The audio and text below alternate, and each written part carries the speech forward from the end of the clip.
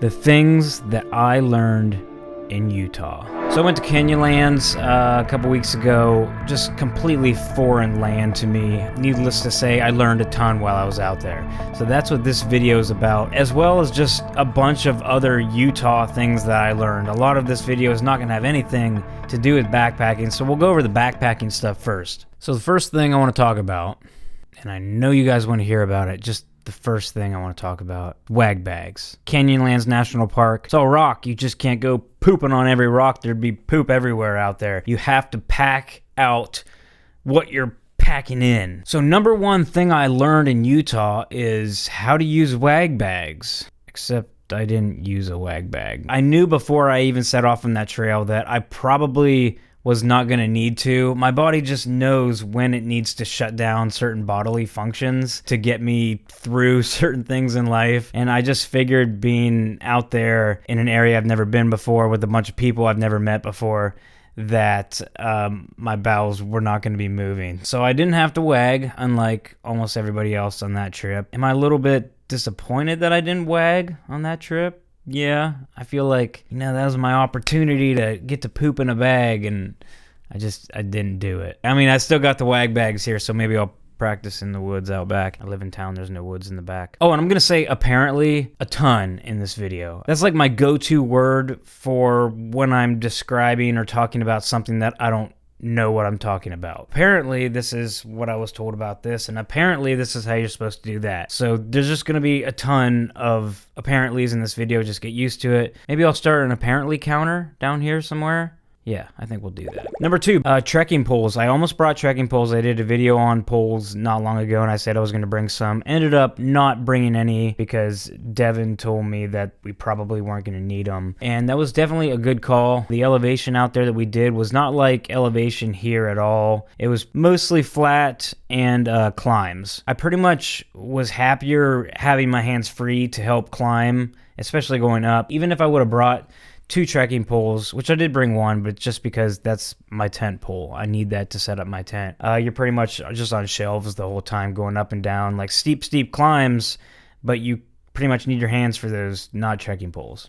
So let's address the wind issue. The wind was crazy out there. I'm sure you guys saw the footage by now of my tent just blowing around crazy. Now, if we're going with things I learned in Utah, I guess I should learn to not be an idiot and set my rain tarp up lower to the ground. Honestly, I don't know why I had it up so high. I think it's because I had it super low the night before, and I just assumed all the line locks from where I set it up would be the same and it would be lower. So I think when I set it up, I thought I was on uneven ground, and I just thought maybe I couldn't get it lower than that. But after reviewing the footage, I definitely could have dropped the pole down and got it lower. So I don't know if I had the pole too high and thought I had it at the right height or what it was, but basically I need to not be a blonde out there. The tent was really struggling in the wind, mostly because the line locks kept slipping on it, just standard line locks like on any tarp. So after the wind died down a little bit, I got out and I tied down all those line locks, but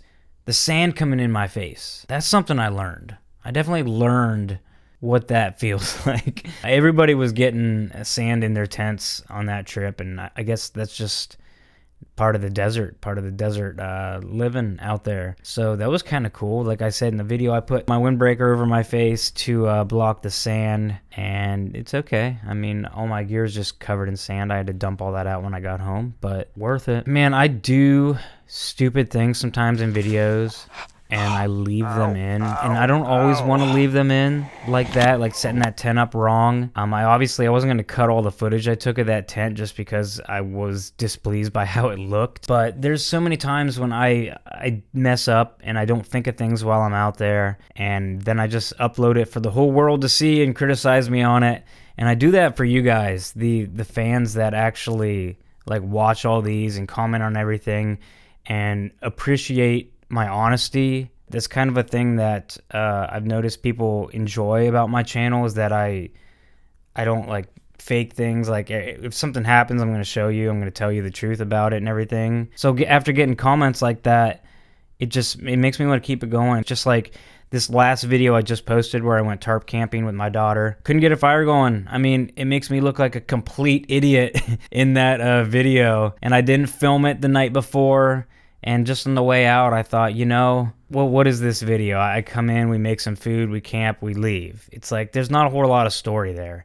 The story is that I fought with 2 hours processing wood that I thought was dry and really wasn't. Yeah, does it make me look like a bad bushcrafter? Yeah. Do I care? Not really. I mean, haters gonna hate. They hate us because they ain't us. All right, everybody. Now's a special segment we're gonna call the Utah Dictionary. I'm in the climbing section right now, so these are all words that I learned extensively while I was out there. Apparently, every citizen in Utah is a professional climber and skier, which I did not know that. Let's see, we have cams, pitch, vert, stem, chicken wing, hand jams, off with, crack. Crack does not mean out there what it means here. It is a big crack, literal, up a slab. I guess that might be a term too. The slab, the vert, when you're going up the vert, the first pitch. Cams. Climbers, man, they love their crack out there. Well, this video just got demonetized. Gumby is apparently a climbing noob, someone that doesn't know what they're doing. And a Jerry is a skiing noob. This is actually the giver, if you were wondering. So I learned a lot of words out there, added just a huge amount to my vocabulary. Unfortunately, I don't remember what any of them mean. So let's go over Utah as just a general area, things that I learned. Cryptobiotic soil. Don't bust the crust because it's some living soil that helps like the building blocks of the desert. So basically all you need to know is you don't go tromping around in the dirt off the trail. Utah has a dry cold. The humidity is much different than here. I was told that. I did not feel it, and I do not believe it. Oh, dude. Oh, okay. The most exciting thing that I learned in Utah. Cattle guard. You guys know what cattle guards are? Well, apparently there's all this BLM land out there, which I don't even remember what that means, but I just know it's public land. It's just you do whatever you want, nobody cares ever. So there's pretty much fences along the roads just so if people get a permit and they want to graze their cattle out in this BLM land, they can just let their cattle graze or whatever all summer, winter, whenever the plants grow there. Each road crossing has what looks like a storm drain or something, this metal grate that is too wide for the hooves of the cow to go through, so the cows won't cross where the side roads come out, because there's breaks in the fence, obviously, to be able to drive back into this BLM land. That was new to me, and the locals, they really were amused that I had never heard of that before. So wildlife in Utah, I saw a rabbit, I saw a deer at one point eating out of the dumpster at the brewery. And Utah has these black, prehistoric looking pterodactyl birds, literally the size of medium dogs. Apparently these are ravens. I've never seen a raven before, but it's just like a huge freaking crow. I literally saw this prehistoric bird come down from the heavens, pluck a baby right out of a carriage, never to be seen again. So sad. Utah fun facts. Utah's beer is weak. Apparently they raised the alcohol content that you can order at restaurants to like 5% or something, which is like not very alcoholic. And they have weird rules on when you can buy things and where you can buy them. You can get them here but not there, and I don't know, I'm kind of used to that because I know Pennsylvania over there, they got some stupid rules too. Here in Ohio, you just buy it wherever you want. It can be whatever you want, no regulation on it, and that's the way I like it. Just want to throw this out there. Polygamy porter, not too bad. And no, I'm not kidding, that's a real beer. Another fun fact, most Mormon men do not have 6 wives. They usually have 3. No, apparently the multiple wives thing is illegal, which was new to me. I thought it was just fair game out there. Apparently you're not allowed doing that. So let's turn the tables a little bit. I made fun of myself a little bit, but the Utah natives, things that they don't know about where I live, they don't know what pop is. Or should I say, they call pop the wrong name. Yeah, I'll have a nice cold soda. Well, Sonny, I'll have a soda. Soda. Pop. I'll have a pop. Soda pop. I want a pop. I'll take a pop. Yeah, pop sounds stupid. Oh, okay. And Utah people, they don't know what a blaze is. Literally, I said blaze to Pitt, and he looked at me like I had 3 heads. They do not blaze trees out there. I think they cut on the bark every now and then and just kill the tree. Just so terrible. Oh my gosh, those Utah people. Apparently they don't blaze trails out there with paint, which isn't exactly a bad idea. They also don't know what shelters look like an Adirondack shelter, like they have like at Laurel Highlands here, all along the Appalachian Trail, 3-walled shelters with fireplaces in there.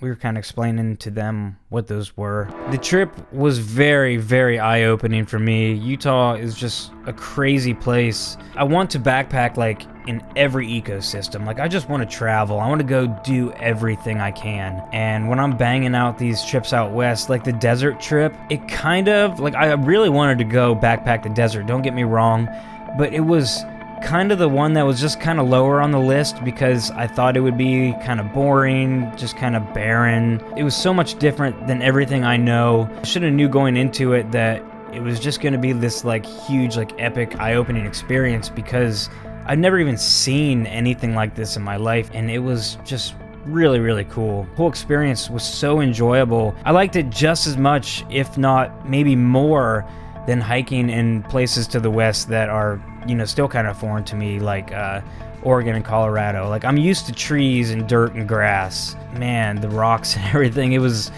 so different to me. I definitely learned a lot out there. Definitely learned a lot of respect for water. It's just a completely different ballgame out there. This video, I'm just playing around, just being stupid. I'm sure I could legitimately figure out some like real things that I learned out there, but I just wanted to put out just a funny video on it. So thanks for watching the video, guys. I hope you thought it was somewhat funny as much as I did making it. Hit that subscribe button, and seriously, hit the subscribe button. I know I've literally talked to so many people in real life, and they say I watch your videos, but I don't subscribe to channels, or I don't know how, this and that.